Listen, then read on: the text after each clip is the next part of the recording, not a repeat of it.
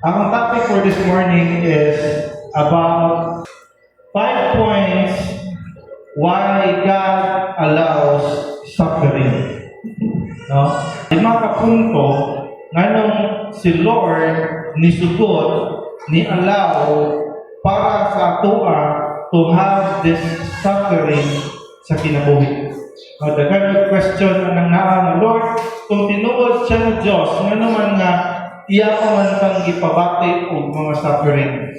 Nga naman nga naglisod mi karon. Kung kanusta nga nag-serve na ko ni Lord, ano ni daghan ang problema. Why? Why does God allow suffering sa kinabuhi sa mga Kristohano or even non-Christians? No? Number one thing nga nganong gialaw ni Lord para sa mga mag-take note.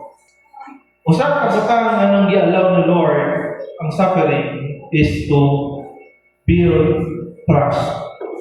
No? God allowed suffering to build trust. Ato masahon in 1 Peter verse 4 to 19. So then, those who suffer according to God's will should commit themselves to their faithful Creator and continue to do good.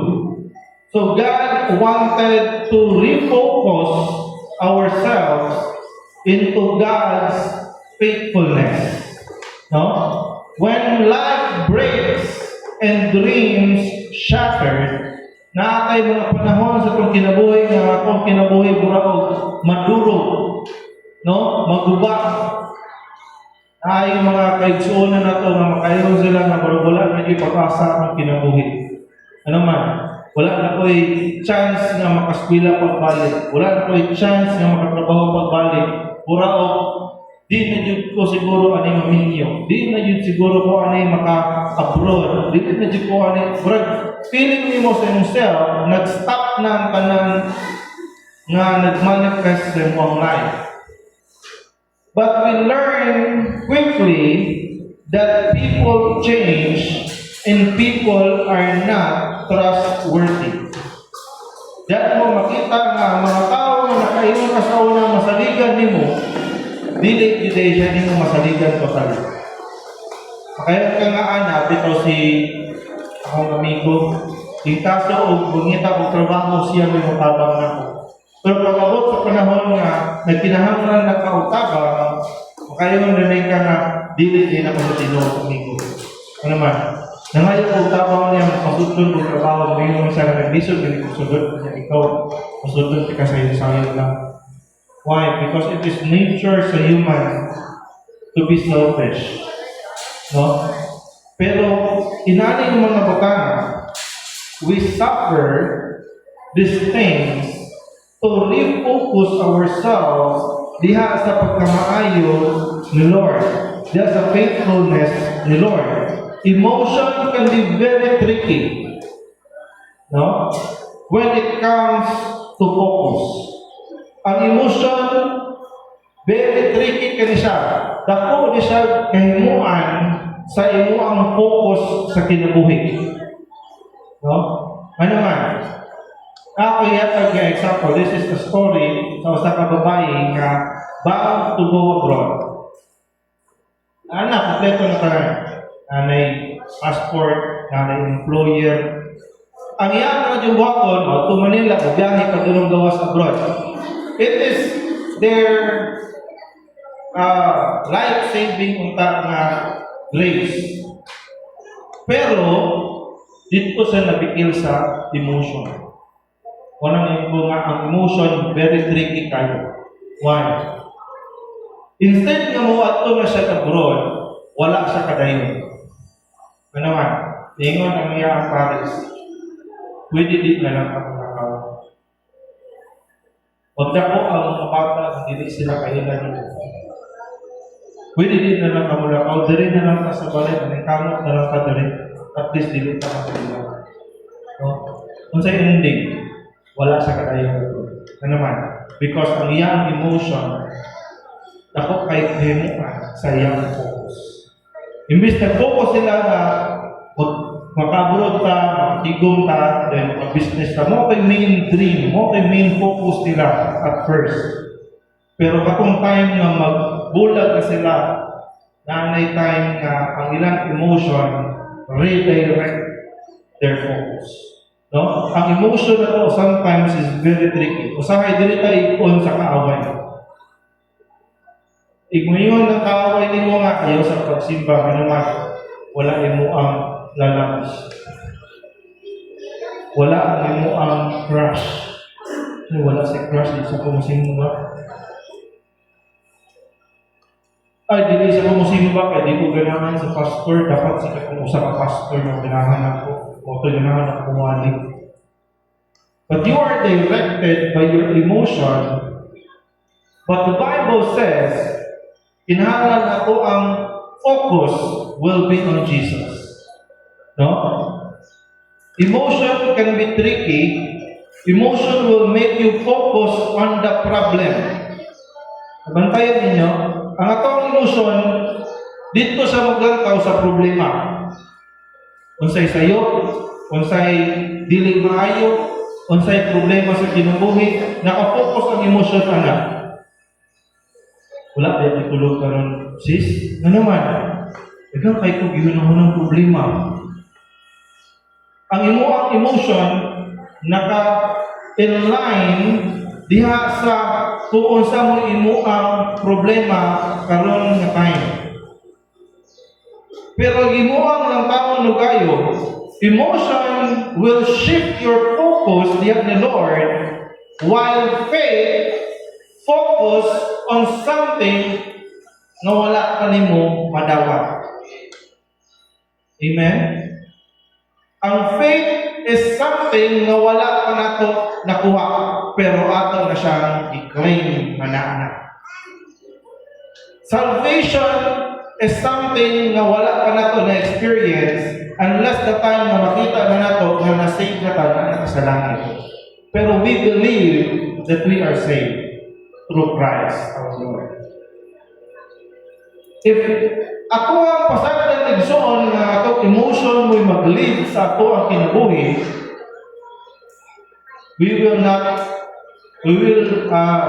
have our focus change direction diha sa gusto o i-prepare ni Lord na purpose sa ato ang kinabuhi. So then, those who suffer according to God's will should commit themselves to their faithful Creator and continue to do good. Sufferings was allowed by the Lord para makabuild ta og trust diha ni Lord. If wala tay trust diha ni Lord, dili ta ka-push. Dili ta kapadayon. Ano man, nagduha-duha ka sa imo ang kaugnaon. Ang mga Kristohanon, maskin pa og walay assurance, dasma, ano man, naatay pagsaling ni Lord. Si Lord ay bahala. Maskin pa og wala pa assurance sa itong business, pero nagsalig ka nga si Lord may mag-bless sa itong business, then mayon ka, dili bahala si Batman. Bahala si Lord. What you are stepping forward is not a blindly faith. Dili na siya blindly faith ang tawag. It is true faith. Only true faith ang naay kakayanan nga mo step forward nga dili nag-alangan. Emotion, pwede pa ka magduha-duha. Pwede pa ka mag-doubt sa imo ang buhaton. Pero faith is something na naka-assure ka na magkinaunsa man, the Lord have your back. Naa si Lord sa imo ang likod. Siya mo imo ang backer. No? Sa gobyerno pa palakasan system. Pero diha ni Lord, dili palakasan system. Pantay-pantay ka sa iyong mata. Pero tanang katauhan niya that do the will of the Lord will be committed para mahimong faithful diyan ni Lord and continue to do what is good. Iba-build na to kung trust ng Lord. Diyan na ko'y time na magpadayon ta og himo og maayo. Si Job nag-ingon, Job 13:15, nag-ingon, though he slay me, yet I will hope in him. I surely defend my ways to his face. It is not a blind faith na gibuhat ni Job, but it is a real, truly faith ang iyang gibuhat niya. Ang trials may have strict directions because we can clearly see the power of the Lord kung naay suffering sa atong kinabuhi. Si Job, grabe ang suffering niya. Dili lang sa financial, dili lang sa emotional, dili lang sa physical. Physical na siya sakit. Yang financial, hurot yung kwarta tanan. Yang kanang katigayunan na hurot, yung mga baka, yung mga kanding, yung mga karniro, hurot tanan. Emotionally, patay tanan yung anak. No? One day lang, hurot yung anak. And dili pa yun na siya maura mo'y gibuhat sa kaaway. Ang kaaway, di patay niya ka ng anak. Pero, kanya may pinaka-greatest na burden ni Job ang nangyay. Gipabilin ng asawa. Ang pinaka-gibilin, nga nung ang asawa mo'y pinaka-gibilin. Siya mo'y maghimo sa kasabutan between Satan o ni Lord. Ang purpose ni Satan nga nung pasakitan si Job, dili para silutan si Job. Pero ang ilang sabot ni Lord, kung mawala ang protection ng matanan ni Job, si Job mismo mo'y mo curse sa imong face. Si Job mismo mo'y mo curse sa Diyos. Ipakyan niya tanan, walay makastorya ni Job nang iyang i-curse si Lord. There was time na niingon ang iyang misis niya, nga naman, ang isa kadaghan ng problema, si Job, gingnan sa iyang misis. Nga naman, nga dili na lang nimo i-curse ang Diyos o mamatay na lang ka. Meaning, si misis, may gigamit sa kaaway, para makahimo o emotional damage ni Job. Pero nga nang wala gikuha ni Lord ang iyang misis niya kinabuhi. Nga nang di-allow niya na mag-suffer si Job sa mga yaw-yaw sa iyang misis. Because they are one in the Lord. Magkinaunsa, mag-away man dahil na silang duha. Pero magikan sa iyang asawa ang descendants na pilion ni Lord sa ilang kinabuhi. And kung kuwaon niya ang misis ni Job, wala na descendants si Job sunod. But still, the enemy will use anything para ma-distract ang akong mind. Atong emotions, usay gamiton sa kaaway para mawala atong focus dihan ni Lord. Pero ilato ang natawan ng faith ni Job, niyon siya, maskin pagpatyon ko Lord. Though he slay me, yet I will hope in him. Mag-hope lang yapon ko di mo Lord. I will surely defend my ways to his face. Dili na ko i-curse ang Diyos. I will defend my ways. Kung usay ako ang pamaagi sa pag-alagad ni mo Lord, ako ang dipinsaan. Na may ubadod nga kadugayan na sige na sa kasakihon sa mga kaaway mo, give up na lang. Naman, dili na ko ganahan Lord, naman, kagad ng kaaway karon. Sa una ko mga amigo, puyo kung may sa una, ato bar, karon, wala na, kontrahon ako nila. Ano man, Idol pa lang nadaan sa pag-inom, ngayon na dapat, uy, si pastor. Nahimo ng bugal-bugal. Pero, suffering, pinaagi sa will of the Lord, can build trust diha sa Diyos. No wonder why John, nganong pinaagi sa mga trial sa kinabuhi, makadulungan ni Lord. Pero sa mga panahon na wala tayo problema, wag yun tayo okay. No? Second thing, anong ni-allow si Lord yung suffering sa pang kinabuhi? It is, God allows sufferings to shape perspective. Romans chapter 8, verse 18, natingon, I consider that our present sufferings are not worth comparing with the glory that will be revealed in us. Ang sufferings, usahay nakafocus ka kay tatangan sa konsep problema. Usahay nakalimot na ka na solusyon. Usahay nakalimot na ka na naaday laking way to think on our sufferings. No? Naka-message ko ni last time to change the perspective of the sufferings or atong trials. Ang uban, gihimo nila nga ang problema daotan. Gihimo na ang problema makahatag og distraction or makaguba sa atong kinabuhi.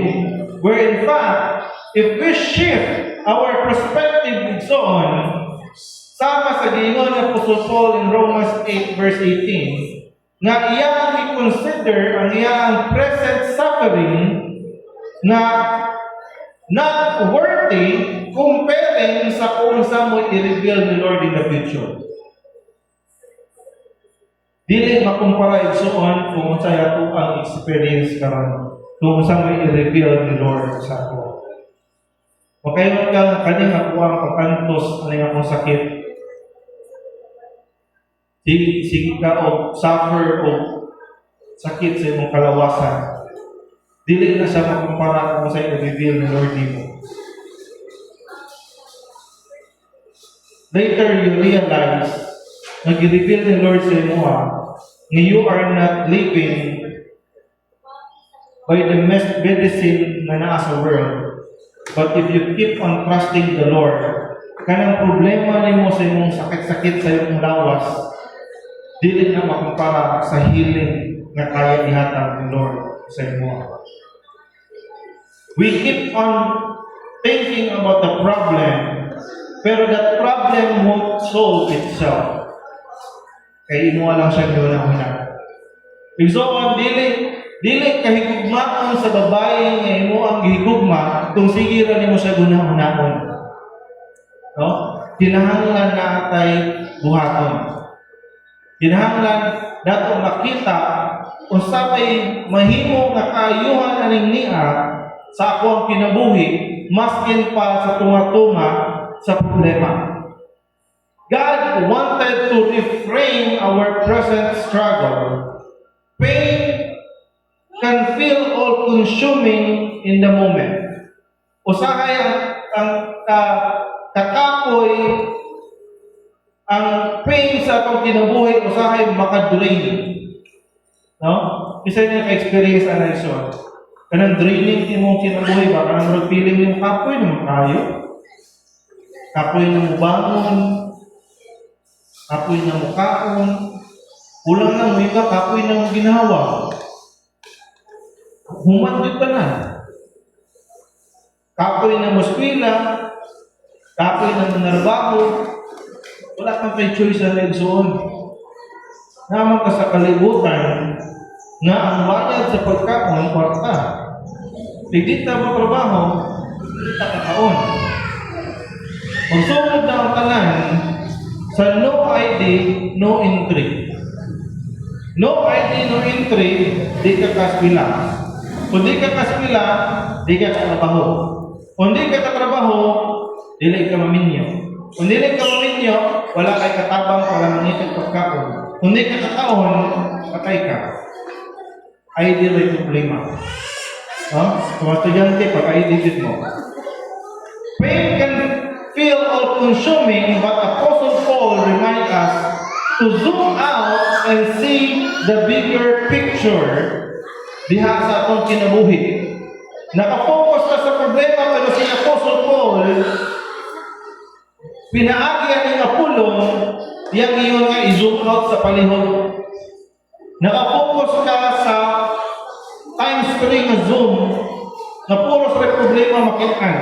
Pero niingon si Apostle Paul, i-zoom out. Nagtawa ang kaibukan na pamaagi ni Lord, ngano nag-suffer ka karon. When the teeth of a baby is growing, dili pwede na dili maghilanag ang bata. No? Ang bata gani kung maglipon, magsakit yun na ilang gums. Ano man, naay ngipon na magawas na sa iyaang bangka o sa iyaang bakbak. And that is pure pain. Asa sa ginikanan, pure pain po na. Ano man, yun, tulog. Kalit mata alas 12, si Zimo, kalit mata alas 12, alas 2, alas 3, kalit mata. Yun mo iyak. Abi na unsa, ngipon na niya di ay, kaya iyang gums nag-swell na siya. Kaya hapit na magawas ang ngipon. Igsoon, inana po na po ang ginabuhin igsoon. Sige mag-focus sa sakit, pero wala ka nagataw sa bigger picture. Nga ng sakit, it is because there is something na magawas na sa akong kinabuhin. Blessing won't come falling from heaven. Sometimes, kinahanglan ta to suffer and to work it out for that blessing na maato.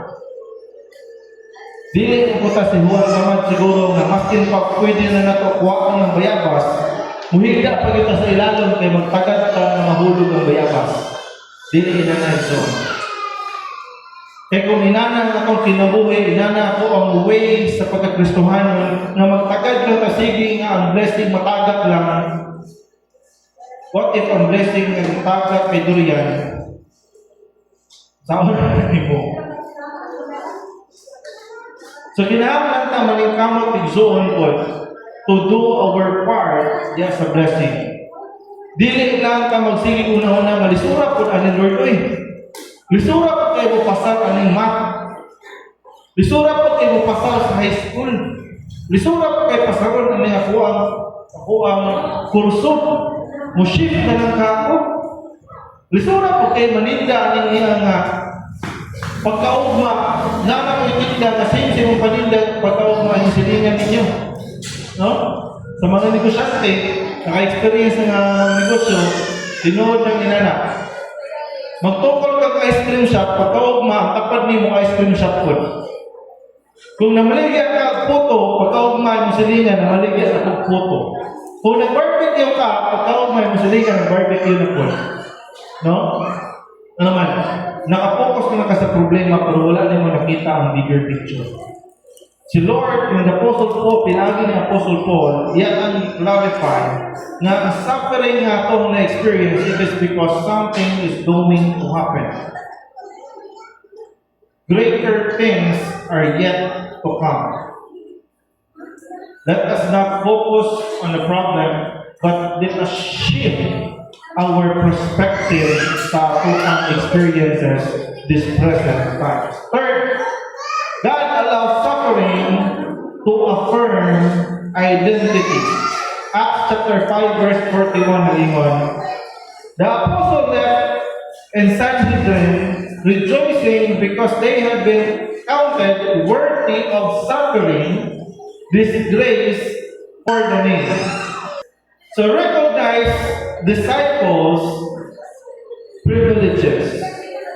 Igsoon ang mga disciple ni Jesus, ilaan gikalipay, ilaan gi-rejoice because they are counted worthy para masuffer kauban ang pangalan ni Jesus Christ. Gikalipay nila nga sila mo under of suffering kay nagsunod sila ni Jesus. Igsoon, kung ikaw Kristohanon, kung ikaw nasunod ni Jesus, dili lang na siya always blessings. Kalakip sa blessings is sufferings. Sa kaminyon, dili pero may happy-happy. Naagibya ko'y problema. Pero kana ka problema, dili ko na siya siya lang nag-exist sa imong kinabuhi. Naagya ko'y happy-happy. Naagya ko'y blessing. No? Pero kada silang duha, dili pwede nga kaning usara may makuha nimo. Dapat naa po din isa. Same sa dili pwede mabuhi ng usa ka tawo nga mag-inusara. Sa English pa, no man is an island. Walay tao nga mabuhi na siya yung isa. So kinahanglan tayo igsoon nga uyog nato sa ato ang mga blessings ang suffering. O ang mga disciples ni Jesus, sa nalipay sila, they rejoice. When they say they rejoice, kanang burakag na nakadawag og luto ba? No? Yung kadawag ka kanang 100,000 na rapol. Narapol mo pa, kanang burag halos na budagan ka, burag mupakpak na yung lapalapas sa kalipay ba? Burakag dituboy sa langit, bitaw kanang igdagan ni mo bitaw kinukuha kasi mong price. Nang burag naglutaw na yung lawas na sa kalipay. Inana ng nahitabo sa mga disciples. They rejoice, pero wala sila nag-rejoice lagi kayo nakakuha sa blessings.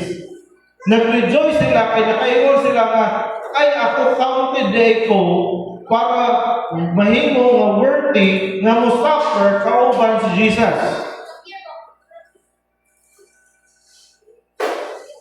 And if they suffer together with His name, it is a blessing for them. Kay dili tanang tao igsoon you persecute because of the name of Jesus Christ. Dili tanan. Ningon si Jesus, if you want to follow me, bring your own cross. Dala imong kaugalingong cross kung ganahan ka mosunod sa akoa. Pero ang makasuhanan karon ganahan bibi-bibi. No? Bibi-bibi ang ganahan Christian karon. Ganahan ko anang sila pa mo daon, sila pa mo kuhaon, sila pa mo pabugnawan, teleponan, no? Ay dili ko diyan simbahan naman, dili ko. Ay dili ko lang simbahan gamay. Ano man? Di ko na sa mati, gamay rin mga membro, di mo kanta, di na kumabak yung presensya sa Diyos, di gamay rin kayong mga kanta. Dili ko diyan, ano man, akong kaaway diyan sa simbahan, akong speakers. No? But they don't know na lakip sa imo ang sufferings nimo sa pag-serve ni Lord. Dili tanan nahatagad privilege para mo suffer kauban si Jesus Christ. Pinaagi sa pangalan ni Jesus Christ. Igsoon, dili kahadlukan na kita mo suffer as Christian because sure na kinahanglan suffering as Christians. Ang dapat nato kahadlukan igsoon kung wala kay suffering na hitabo sa imo ang kinabuhi. Burag na ay something wrong. Kung Kristohanon ka or niingon ka sa yourself, I am a Christian. Pero ako ang Kristohanon nga wala dito'y suffering. Salamat sa akong buhay ng Diyos. Delikado. Ano man?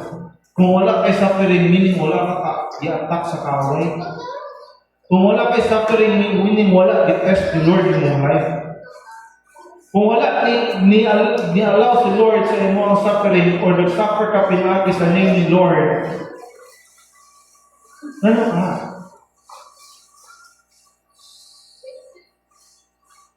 Maybe you are not worthy to suffer in the name of the Lord. Igsoon, privilege ang mag-suffer pinaagi ni Jesus. Dili tanan ang niinom sa kupa ang giinom ni Jesus. Niyon na si sa mga disciples, two of the best disciples ni Jesus. Lord Jesus, di ba mabalik sa langit? Ibalik mo sa langit, pwede ako mo yung ibutang sa left ni mga temporanan. Alam mo sa pag. Then, kaya siya, Jesus, dito na siya sa right. So, namili na sa lingkuranan, ibubalik si Jesus sa langit. So, di ba si Jesus daan? Ano man, kaya din ninyo mo suffer sa usay suffering akong buhaton. Kaya ba ninyo mo inom sa kupa nga ako ang imnan? In short, kaya ba ninyo mahimong musuot sa sapatos nga ako ang suoton? Sa suffering nga ako ang i-experience. Kung dili niya na kaya, ayaw mo pag-express. Kaya pag-abot mo sa langit, dili gyapon ako yung magbuo. It is my Father nga nag-ingon na kung kinsa may motuo ni Jesus Christ, believe in Him will not perish but have everlasting life. Pero kung dili na ito ma-accept ang fact na mo-suffer ka together with Jesus Christ, then don't expect na nagsunod dyan ta ni Jesus Christ. Basig lahi ang atong gisundan ni Zoon. Life check lang, no? Kung wala'y suffering siguro sa ato at ang Kristohanon, i-inspect balik ang imong life. Kurang na something wrong. Basig dili si Jesus ang imo ang gisunod. Ano man? Kung imingon nila, ako ang i-joke ni Christopher last time sa amo ang discipleship. Ikaw nga, basta siguro, kung dili si Jesus imong gisundan. Basta lahi imong gisundan, mo nang dili ka isuffer o suffering. Mo dili ka i-test sa kaaway. Ano, mo na kaaway nga, Brad, na ako'y kailan, Brad, Christian. Bago pa din kayo ng Christian. Isa yung ngalan niya, si Dudong. Si Dudong. Katong nagsimba na karong bagulang, bagulang nagsimba. Ay, ayaw na po, testingin. Ano man, kauban na nato po. Friends na nato po. Ano man, musimba sa Domingo. Pero sa Lunes, tamang Sabado, iyang kinabuhi, dito sa Diyos. So no need para i-test yung life. Why? Friends man mo. Barkada man mo sa kaaway na tighatag o test. So the Lord will no longer allow suffering sa imong life kaya wala na mo test ni mo.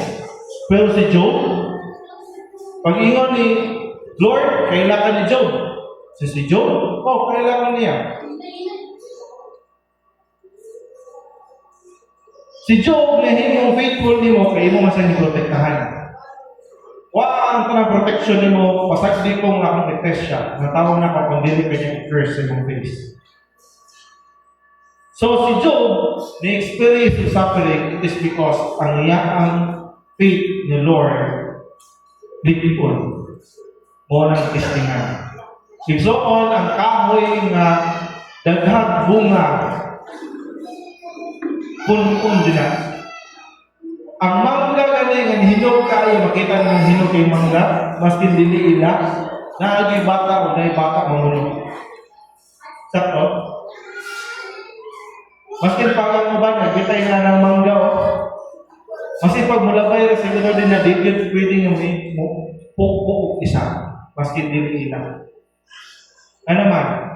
Because makita sa kaaway kung ang usa ka Kristohanon mabungahon. Makita sa kaaway nga imo ang fruit, grabe na kayo kung kinahanglan bunon ka. Para itong prutas matata. Mawala. Next is on number 4. God allows suffering to correct disobedience. Igsoon, dili lang blessing ang naa sa suffering. Ang suffering may be a correction from the Lord. Usahay ang atuang pag-suffer sa kinabuhi, dili lang siya ay nag-suffer ko, meaning na blessing padulong. You have to have meditated to the Lord to know what is the real source of that suffering. Nga nag-suffer man ko. Maulang si Job, iyang mga amigo, nag-iingon sa iya nga, Job, pangayon pasaylo ni Lord. Basig nakasala ka ni Lord, maong mag-suffer ka. Ano man? Because they knew, dili na lang suffering, blessing. Dili na lang suffering, agi kay gusto ka i-refine ni Lord. Other suffering means correction from disobedience. Psalms chapter 119 verse 67. Before I afflicted, I went astray, but now I obey your word. This means we need to realign our wandering heart. Usa sa mga author sa Psalms is si King David. Kasi kailan ni King David? Si King David, from time na bata pa siya, taman sa name siyang hari, he is faithful to the Lord. Faithful sa the Lord, gikan sa katong dili pa siya king, taman sa name siyang hari, he is faithful to the Lord. Ang problema, nagka-wandering heart siya. Kung sa'y pasabot ng wandering heart, nisimam ang iyang kasing. Ano kasing-kasing may nisimam ni David? Ang kasing-kasing na ang emotion. And balik sa pinaka-permero na to, ang emotion is very tricky. Pwede kang gamiton sa kaaway ang emosyon para masayok ka in the future. David, maskin pa grabe yung faithful ni God, nasayok rin siya. What happened? Naibok siya sa babae na minyo. And wala lang siya naibok, wala lang siya naghimong adultery na heart. Iya akong gisulayan ng patay, iya pang ipapatay ang sundalo na bana sa mga babae. Why? For the reason na ma-justify ang sala na gusto niyang buhaton. Ano man? Kung wala na ibana ang babae, mahimo siyang widow, pwede na niya pinyuhan. Ang problema, agi sa iyang heart, iyang emosyon na nasubraan kay siya ka-in love sa babae, nakahimo na siya o sala. Ang iyang kasing-kasing na nakafocus ni Lord, nawala ang focus niya. Nagpunta dito sa iyang love of His life. So, tricky kayo ang emotion. So, he was suffered.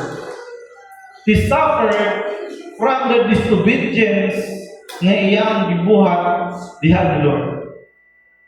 Ato ang basahan in Hebrews chapter 12 verse 6. Because the Lord disciplined the one he loves, and he chastened everyone he accepts his sons. Igsoon, if we are loved by the Lord, disiplinahon yuta. David was known as a man after God's own heart. Pinakaduol sa kasing-kasing ni Lord, si David. Unang, when the Lord disciplined David, when the Lord gave sufferings ni David, it is not for him to be blessed. Ano naman? Blessed naman lang si David. Nahindi na siyang hari. But that suffering means kinahanglan niya i-repent ang iyang disobedience diha ni Lord. Kinahanglan niya i-correct balik ang iyang ways diha niya ni Lord. Iyang i-correct ang iyang emotion diha ni Lord. Because nasayod si Lord nga tanan niyang gihigugma kinahanglan niya disiplinahon. O bitaw ng mga bata karon tingala ng mga studies, mga naghimo og mga research. Ang mga bata karon kadalasan mga wala na ibatasan. Yung mga griko ano man, makakita kay mga 5 years old, 6 years old, 4 years old, kabalo na mga likas. Kung likaso pa ganun na mga ditong tao. No? Masin pa kung sa kakadakong tao, salig sila, nagdili yun sila yun, hindi mo mahilapkan naman, bakit ko. Ang mga drug addict karon ang ilang suguon, mga gagawing bata. 10 years old, 12 years old, ilan ang munahimon ng runner, ihatod sa dito daw. Ano man, imadakpan ang bata sa drugs, dili mapriso.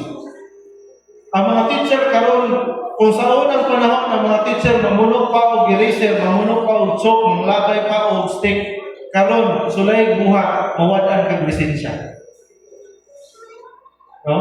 No wonder why nagingon si Senator Ruben Padilla, ang mga kabataan karon daw ng mga big. Ano man, they are less disciplined these days. Ang mga mama magginikanan mahadlok na mamunan. Ano man, muingon na dahil ng mga bata kung nanay mga knowledge na kung ipahawin ng cellphone, makakita ng Facebook, makakita ng TikTok, kabalo na sa silang rights, muingon na ito nga, ha, ayaw ko bunali. Isumbong ka sa DSWD. Pa, ayaw ko bunali. Ano man, matawag ko sa Bantay Bata, 163. Kabalo na mga bata karon because they are already in their phones. Pero soon, importante di ay na disiplinahon ako ang mga bata. Ano man, it is us, like us, soon ng mga children ni Lord, ginadisiplina kanila. Kung disiplinahon ta ni Lord, dili na sa disiplina nga istoryaan ng sama kadoy, ayaw anak doy ha, bad na. Si Lord ang tipo sa klase na Diyos na mahal. Nga kung maghatag siya disciplinary action, mag-suffer ka. Dili ba naling ng suffering, no? Pinaagi sa disobedience. Sa unang panahon, mangatol pa na ako ang paa. Unalan ka tukok, kanang usap sa buhok. Or kanang sanga sa bayabas. Sakit kayo. Or sakit nga katul, hindi ka makabalo ba? Imubang katulon o imubang hakluyon. Sakit, katul, inaana ang suffering na mo sa una. Pero karon na panahon, bro, wala ba yung suffering na? Ang suffering karon, you are grounded. So, sana, ang suffering karon. Ang suffering sa mga baka karon, palungo na ang wifi, hindi ka mo to. Palungo, power na pa ng cellphone, basta hindi ka mo to. Ilang suffering karon. Kaya na yung stage. No? So, kailangan mo adjust na. Pero so, balik sa ito ang main na topic. Psalms chapter 119 verse 71. It was good for me to be afflicted so that I may learn your decrees. Kinahanglan igsoon nga maayo di ay nga kita disiplinahon din ni Lord para makabalo ta kung unsa mo'y sakto na pamaagi ni Lord. Kung sa sakto nga rules. Kung ingon nga alas 8 ulit na ka sa balay, ulit di ka alas 8. Kung ingon si mama nga dili pwede magdala og voice diri sa balay, dili gid pwede magdala og voice. Kung ingon si papa nga kinahanglan muspila di ka adlaw-adlaw, ayaw gyud absent. Kaya naman, that is the decree na gihatag sa imong parents. We suffer sometimes igsoon, it is because for us to be learn na naaday tay ginasunod na decree from the Lord. Naatay ginasunod na mga balaod diha ni Lord. So igsoon, it is good for us to suffer, to be afflicted, so that we might learn your decrees. Masayod ka sa iyang mga rules and regulations. Number 5. God allows suffering to highlight blessing. Igsoon, ang blessing nga madawat na sa itong sinabuhi, usahay ako na lang nga siyang take advantage. No? Usahay mo na, nakinsay ganahan magpasalamat din ni Lord. Usahay, di pa tayo pasalamat. Ano naman, walay highlights sa ito ang life. Gusto kita nga highlighted yun ang mga blessing na ihatag ni Lord. Ano bang makadaog ka o pageant, makadaog ka o ito may pinaka-bright sa iyong klase, ikaw may makadaog as employee of the year, na-promote ka, o naghatag si Lord yung mag-unconditional blessing, nakadawat ka o 1 million, napunitan na mo sa basurahan, kung inala ba? Salamat din ko ni Lord, nadawat ko sa trabaho, dagang kayo nang imukay, pero ako rin yung dawat din. So, pasalamatan ako Ginoo. It is highlighted sa imong life, pero usahay, nakalimot ka, nga naay mga blessing na gihatag sa Lord, na wala ka na ito na-identify, it is because nila siya highlights sa itong life. Pero nagbuagi ang suffering, i-allow the Lord ng suffering, ma-highlight siya. Kung sa example ano ang hangin na gihatag ni Lord, kada adlaw na itong giginhawa, wala siya na-highlight sa ito ang blessing. No? Blessing na ni Lord, libre ang hangin. Pero wala na ito na siya na-highlight sa itong life. Pero kung mag-start na tao suffer, to the point na dili na pwede mong ginhawa o walay tubo sa iyong ilong nagikan sa usa ka dakong kayo nga butangan ng oxygen nga barya nimo pertang dili ka ma-highlight nimo nga Lord, salamat sa hangin na libre. Amen ba? Usahay dili na una mahinungduman nga libre ang hangin gihatag ni Lord. Unless the time na imong kinahanglanon ang kanang unless the time na mo suffer ka sa imong kinabuhi. Ato lang take advantage ang blessing ni Lord. Gihatagan kag motor ni Lord. Naghatag si Lord ng motor. Pero ang motor wala na mo gialagaan. Nagguba ang motor.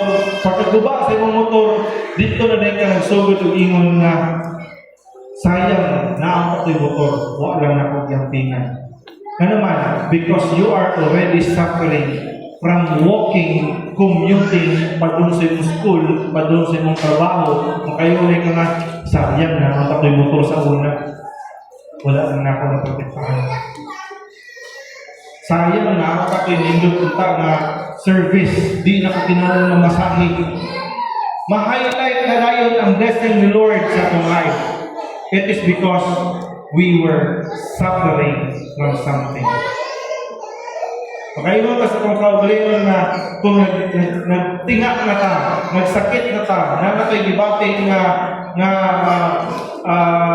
kidney failure, na natay gibati nga mga agi sa atong mga gipangkaon, agi sa atong mga gipang-inom, mugingon na dahil sa atong sarili, gitagaan mo dahil ko ni Lord o bastog na lawas. Wala na po naprotektahan ang blessing ni Lord. Unless the time na highlight siya because we suffer, we are already suffering from it. Before ni mo magpasalamatan ka sa trabaho na gihatag ni Lord sa imo, dili ni mo na makita na magpasalamat unless the time mawala ang sa imo. When you are suffering from an unemployment, that's the time makainom ka nga, grabe de itong gift ni Lord na ako, magipatrabaho ko niya. Pero ako lang isayangan ang trabaho. Gabinuan ko sa mga trabaho. Ako ang ipasagdan ng mawalan ko trabaho. That is already a blessing to me. Every day na kong ginabuhat, every day na kong i-accept, pero wala ako sa na-highlight sa mga life until the time I suffer. So on, God will reveal favor sa ato. Pero usahay si Lord, ang iyang ways is very mysterious. Usahay iya ipamagi sa atong sufferings to reveal the blessing that is unseen. Mga blessing na wala to gipakil sa permit. Pain can be interpreted by our own understanding, but to be a suffering, but a suffering is understood by the wisdom of God. It means growth, it means life, and it means blessing. So let us not live in our own understanding alone. Believe in God, and we should also believe in Him. Akong giyang yung kamay sa magpanindo. Let us pray.